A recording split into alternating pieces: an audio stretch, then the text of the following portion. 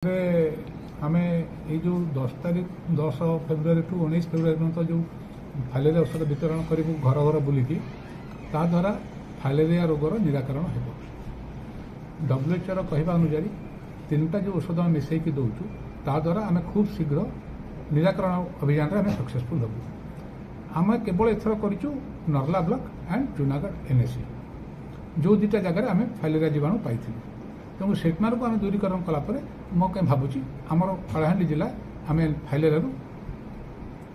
मुक्त हो पार। तो सर वर्तमान दुईटी जो जगह कहते जूनागढ़ और नर्ला तो कलाहांडी अनेक आउ जगह अच्छी तो कौन से फाइलेरिया अच्छी ना ना से सब टेस्ट होती परवर्ती पर्यायर आहरी टेस्ट करा जना पड़े जो अनेक ब्लॉक रे बाहरिला आम से अभियान तो फाइलेरिया कौन हो सर से फाइलेरिया हूँ आज्ञा गोटे मस्किटो बाहित रोग माइक्रोफाइलेरिया द्वारा यहाँ हूँ मस्किटो फीमेल क्यूलेक्स मस्किटो द्वारा यहाँ आसूची मनुष्य देह को पिला बेले हुए लोक कामुड़े मशाटी किंतु रोगटा निरूपण हुए देखा जाए मनुष्य देह बड़ है लगे अराउंड 7-8 वर्ष लोक देह जीवाणु थी कि लोक भावती मो पाखे जीवाणु ना से लगे लोक मैंने नेग्लेक्ट करती परवर्ती जो बाहरी पड़े रोग जोटा आम कहूँ गोदरा गोड़ अन्य डिफर्मिटी हूँ जो तापर से रेक्टिफिकेशन करी लोक मैंने डिसेबल भाया हो जाती। कलाहांडी केते परसेंट रही ये तो परसेंट बोली कहनी you can say rather around 3% पाखापाखि आम जी टेस्ट कर तार 3% बाहर तेणुक कलाहांडी बोली तो कहबानी आम कह नर्ला और जूनागढ़ कथा केते रहा कथा यहाँ सब 1 तलू रहा कथा 1 तलू रहा आम जान निराकरण है आम एम 1% तलू आने सर कौन कौन पदक्षेप ने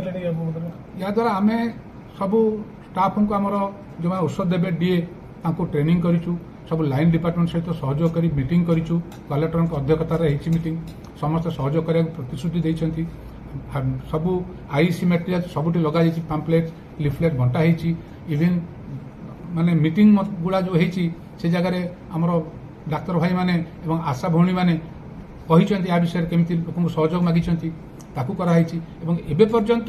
आजिका डेट रे प्रत्येक सेंटर रे आमर औषध पहुंची सारी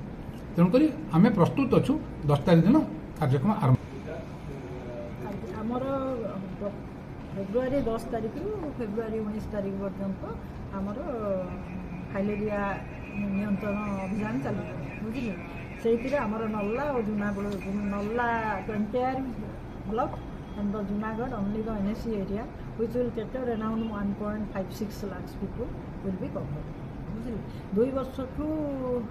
एबव समस्त को दिज्व खाली गर्भवती महिला और अत्यधिक सिक पीपुल छाड़ी समस्त को मास ड्रग एडमिनिस्ट्रेशन कर age wise and the height wise दिज्व बट आगर 2टा डोज 2 टाइप औषध दिखाला बर्तमान गोटे आइवरमेक्टिन बोले आ गोटे औषध दिखाई सेटा WHO द्वारा प्रमाणित होती औषध देवा द्वारा बहुत शीघ्र देहरु माइक्रोफाइलेरिया कीटाणु पलि रक्त सो दैट से आउ इनफेक्टिव होकर रही धीरे धीरे गोटे जगार कम्युनिटी लोप पाई।